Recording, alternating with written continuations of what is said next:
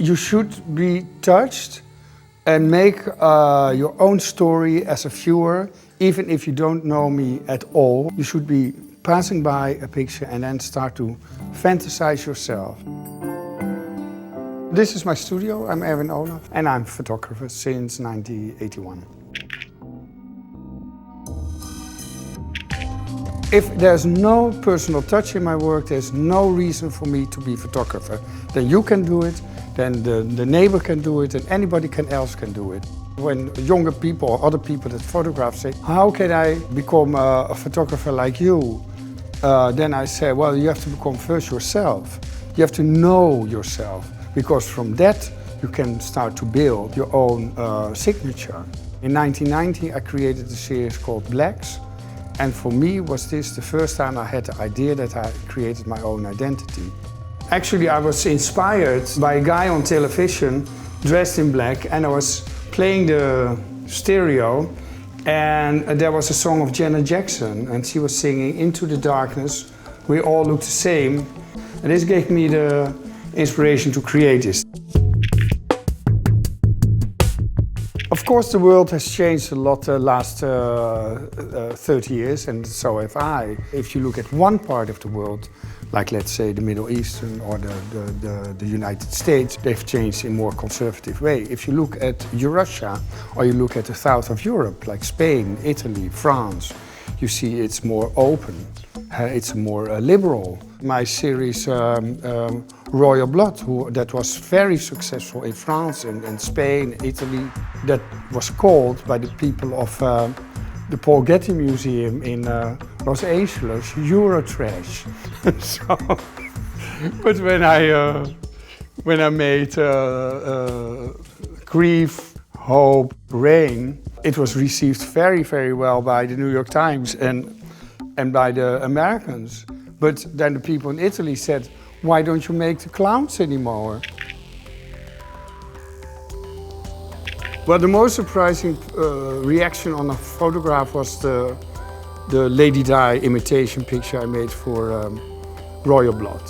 It was not at all my purpose to make a look-alike of Lady Di, but this model from the northern part of the Netherlands, Friesland, she came in and the stylist tilted the girl's face, and there was Lady Di, which was fantastic. I photographed it, put it on the wall.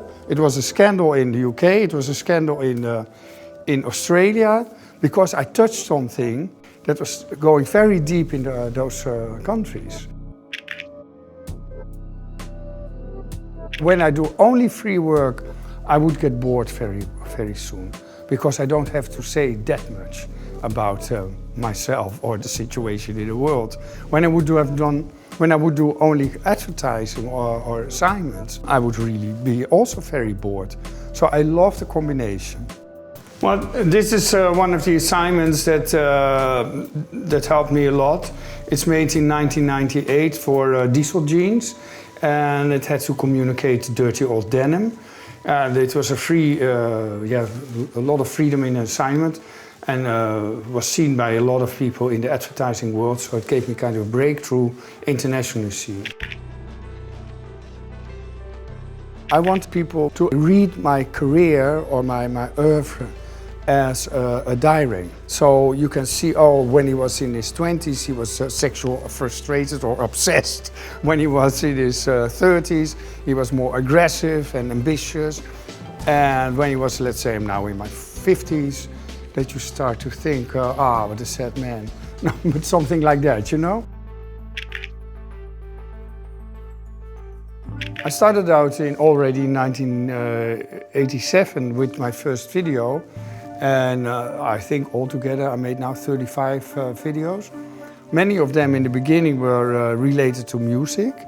So then, let's say, the Dutch artists were asking me to visualize their song. But the last 10 years, 12 years, I'm making more and more videos that are related to my work. When you have film accompany the photography, it explains or deepens the meaning of the photography and other way around. So the sound of the film has also influence on your appreciation of the photography.